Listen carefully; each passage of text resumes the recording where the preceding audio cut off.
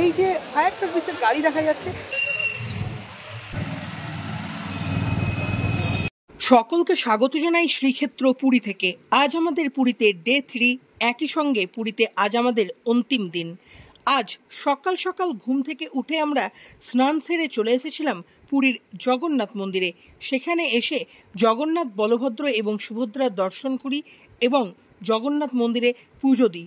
হোটেলের নিচ থেকে আমরা প্রতিদিনের মতোই টোটো রিজার্ভ করি। টোটো চালকের সঙ্গে দর কষাকষি করে 100 টাকার বিনিময়ে টোটো চালক আমাদেরকে নিয়ে যায় শ্রীক্ষেত্র পুরীর জগন্নাথ মন্দির। পুরীতে আজ ডে 3তে সকালবেলায় স্নান করে চলে আসুন জগন্নাথ মন্দির এবং জগন্নাথ মন্দিরে এসে জগন্নাথ দেবের দর্শন করুন এবং চাইলে পুজোও দিতে। সকালে পুরীর রাস্তাঘাট তুলনামূলক ফাঁকা।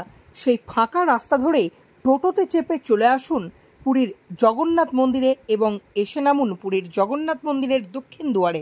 জগন্নাথ মন্দিরের দক্ষিণ দুয়ার থেকে জগন্নাথ মন্দিরের সিংহদুয়ারের দূরত্ব 100 মিটারের থেকেও কিছুটা কম। পায়ে হেঁটে পরিক্রমা মার্গ দিয়ে চলে আসুন সিংহদুয়ারের সামনে। সেখানে চাইলে কিছুক্ষণ ফটোগ্রাফি বা ভিডিওগ্রাফি করে নিতে পারেন। আরও একটি বিষয়, সেটি হচ্ছে আপনারা যখন স্বর্গদুয়ার বা যেখান থেকে আপনাদের হোটেল রয়েছে সেখান থেকে এই জগন্নাথ দেবের মন্দিরে আসবেন, তখন আপনারা টোটোওয়ালাদেরকে বলবেন যে মন্দিরের দক্ষিণ দুয়ারে নামবো, কারণ দক্ষিণ দুয়ারে নামলে আপনাদেরকে হাঁটতে অনেকটাই কম হবে। কারণ দক্ষিণ দুয়ার থেকে আপনাদেরকে খুব সহজেই আপনারা চলে আসতে পারবেন হেঁটে মেন গেট পর্যন্ত। যদি আপনারা মন্দির যাবো বলেন তাহলে আপনাদেরকে কিন্তু অনেকটা দূরে 100 মিটার দূরে নামিয়ে দেবে। সেক্ষেত্রে যাদের পায়ের সমস্যা রয়েছে, বয়স্ক মানুষ, তাদের কিন্তু হাঁটার অনেকটাই প্রবলেম হলেও হতে পারে। তাই আপনারা দক্ষিণ দুয়ারে নামুন। দক্ষিণ দুয়ার থেকে মেন গেট অনেকটাই কাছে। মন্দিরের সিংহদুয়ারের সামনের যে কোনো লকারে জুতো, মোবাইল ফোন, ক্যামেরা এবং লাগেজ জমা রাখুন। মন্দিরের ঠিক উল্টো দিকে মেন গেটে এইরকম পরপর লাইন দিয়ে রয়েছে জুতো বা মোবাইল ফোন রাখার স্ট্যান্ড। এখানে আপনারা 5 টাকার বিনিময়ে জুতো রাখতে পারবেন এবং 10 টাকার বিনিময়ে মোবাইল ফোন রাখতে পারবেন। সকালে মন্দিরে তুলনামূলকভাবে ভিড় অনেকটাই বেশি থাকে, তাই হাতে সময় নিয়ে আসবেন এবং প্রায় 2 ঘন্টা থেকে 3 ঘন্টা লাইনে দাঁড়িয়ে তবেই জগন্নাথ, বলরাম, সুভদ্রার দর্শন করতে পারবেন আপনারা। নয়তো সকালে খুব ভোরবেলায় চলে আসুন মন্দিরে, তখন কিছুটা হলেও ফাঁকা থাকে মন্দির।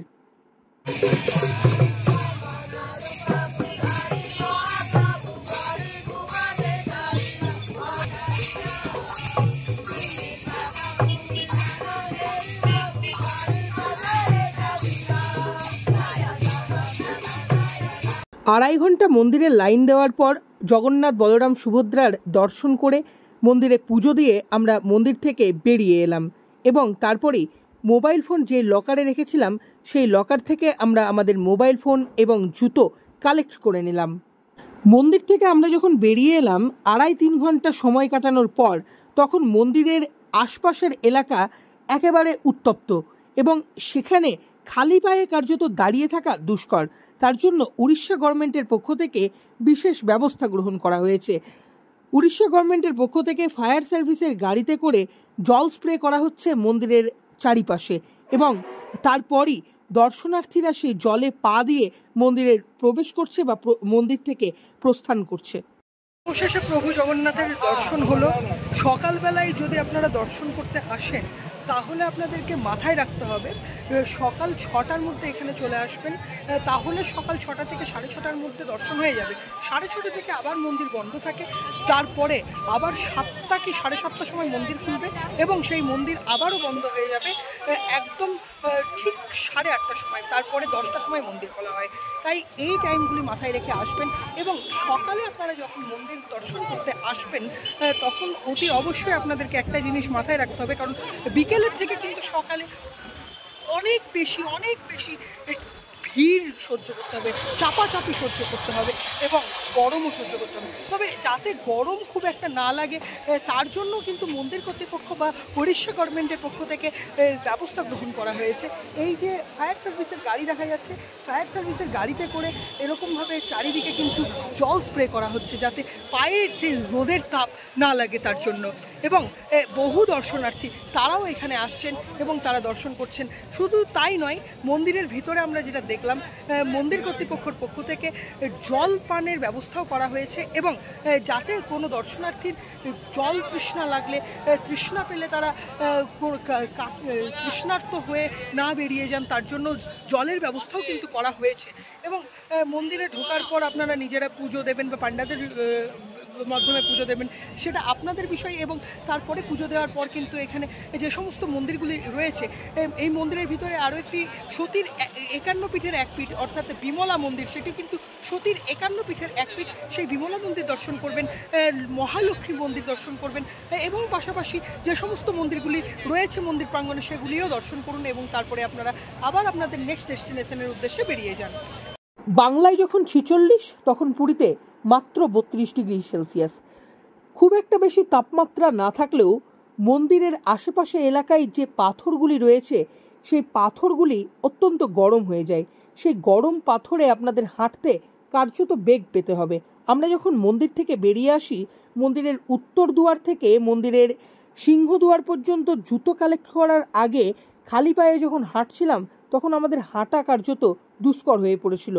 উড়িষ্যা গভর্নমেন্টের এই সমস্ত ফায়ার সার্ভিসের গাড়ি যদি সেদিন জল স্প্রে না করতো, তাহলে আমরা কিভাবে যে হেঁটে আসতাম সেটা কার্যত জগন্নাথ দেবই জানে। গরম একটু লাগছে ঠিকই, কিন্তু মনে হচ্ছে না এই জগন্নাথ মন্দিরের বাইরে দাঁড়িয়ে বৈশাখ মাস। কারণ এখানে যে পরিমাণে দর্শনার্থী রয়েছে, এটা কিন্তু খুব একটা অফ সিজন সেটা কিন্তু বলা যায় না। কারণ বৈশাখ মাসের দুপুর 10টা, এখন কিন্তু প্রচুর দর্শনার্থী মন্দিরের ঠিক মেন গেটের সামনে দাঁড়িয়ে রয়েছে এবং তারা দর্শন করতে আসছে প্রভু জগন্নাথের। কিছুক্ষণ মন্দিরের সামনে পরিক্রমা মার্গের ওখানে দাঁড়িয়ে সময় কাটালাম এবং মন্দিরের সিংহদুয়ারের সামনে ফটোগ্রাফি, ভিডিওগ্রাফি করে নিলাম। তারপরে হাঁটা দিলাম টোটো ধরবার উদ্দেশ্যে। মাঝপথে আমরা একটি সাউথ ইন্ডিয়ান দোকানে আমাদের সেদিনকার ব্রেকফাস্ট সেরেছিলাম। ব্রেকফাস্টের পর মন্দির প্রাঙ্গণের যে টোটো স্ট্যান্ড, সেই টোটো স্ট্যান্ড থেকে 150 টাকার বিনিময়ে একটি টোটো আমরা রিজার্ভ করি এবং সেই টোটোতে করে চলে আসি স্বর্গদুয়ার সি বিচে আমাদের হোটেলে এসে বেরিয়ে পড়লাম সমুদ্র স্নানের উদ্দেশ্যে। আজকের মতো বিদায় নিচ্ছি এখানে। পুরী সংক্রান্ত আরও ভ্লগ আপলোড হবে আমার এই ভ্লগ চ্যানেলে, অবশ্যই দেখবার জন্য নজর রাখুন রক্তিম ভ্লগে।